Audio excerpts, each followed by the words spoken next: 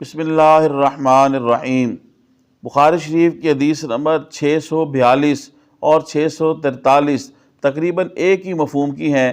643 number حدیث سماعت فرمائیں۔ حضرت انس بن مالک رضی اللہ تعالیٰ عنہ بیان کرتے ہیں، نماز کی اقامت کہی گئی، پھر نبی صلی اللہ علیہ وسلم کے سامنے ایک شخص پیش ہوا، اس نے نماز کی اقامت کے بعد آپ کو باتوں میں روک لیا۔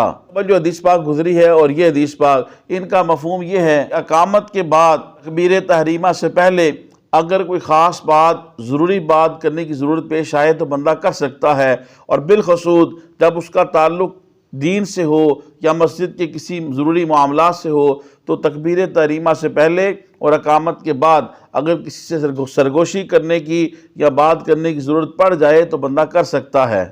خواتین و حضرات، تبلیغ دین کی نیت سے حدیث شریف کے درس کو زیادہ سے زیادہ لوگوں تک پہنچانے کے لیے میری اس ویڈیو کو شیئر کریں۔ اللہ پاک آپ کو جزائے خیر دے۔ السلام علیکم ورحمۃ اللہ وبرکاتہ۔